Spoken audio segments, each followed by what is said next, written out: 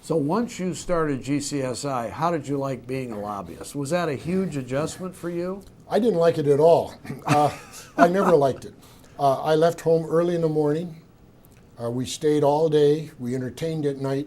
It took an awful lot of time. And the public didn't have a high opinion of lobbyists. And even your close friends would kind of look at you and say, how come you're doing something like that? So I wasn't especially happy with it. How about Bobby Krim? Did he feel more comfortable with it than you or not? Bobby Krim had somewhat of a different lifestyle than I did, and I think he was probably more accustomed to it than I was. Did you feel as a lobbyist you weren't really as engaged in public policy as you would have liked?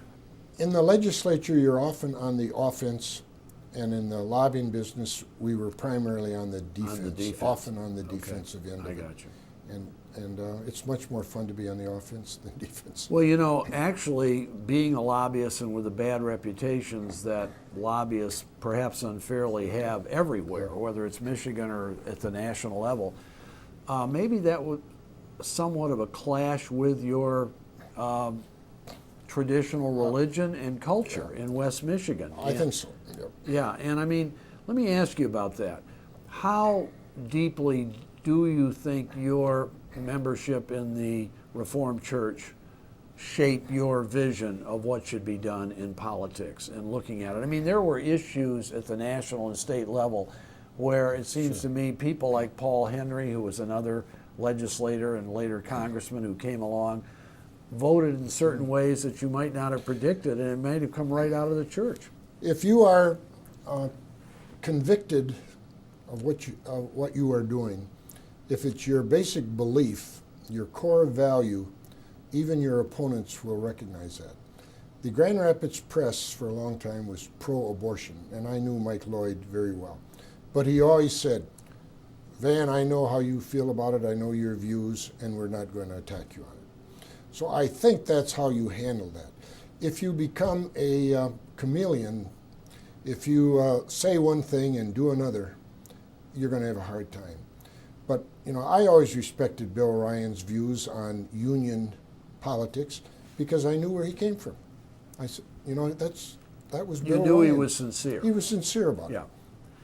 When you look back over your 20 years in the state Senate, do you view it as a really productive time in state government historically? You're an historian to a certain extent. You're a student of political science.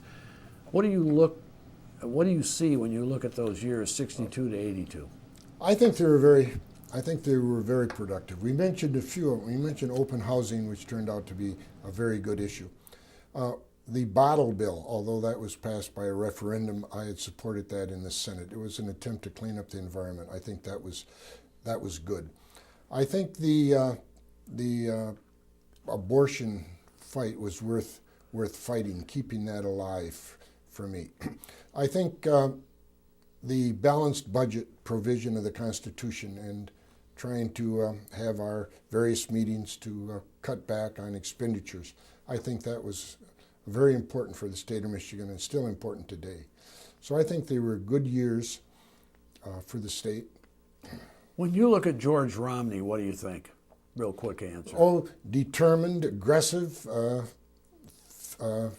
very determined to see his programs carried out and do what's best for the state. How about Bill Milliken? Oh, extremely honest, loyal, really a kind individual. How about Sander Levin? We haven't asked about. You served with him in the state Senate. He was a Democratic state chairman, and he ran against Bill Milliken twice in 70 and 74, and he's now a congressman. What do you remember about him? He was highly partisan in his views. I remember that. I think he was really committed to what he believed in. He worked hard for it. He was a career politician. What about John Engler? We discussed in the Senate, were you surprised when he eventually became governor, what kind of a governor he was or not? I saw the Patton movie in which George Patton gets in front of the mirror and says, "This is just the day I was raised and trained for." I think that's John Engler. He was John Engler knew more about state government, I think, than any other man alive. He knew how it worked. He understood it. I think he still does. And that's why he was successful. Do you think he gained most of that knowledge during the 80s after you left, or did you already discern between 78 and 82 when you served with him in the Senate that he really did know a lot about state government even then? John Engler was brought up with a father who really was involved in state government and understood it. He was active in high school. He was active in college with Republicans. He and Dick Postumus were buddies. And his whole life was active and involved in government. And it was a learning process. He did very well at it, and he still does. I'm going to end it right there. Thank you very much, Senator Bob VanderLaan. You were a great Senate Republican leader, whether you were in the majority or the minority in the 20th century. Thank you very much for this interview. Thank you very much, Bill.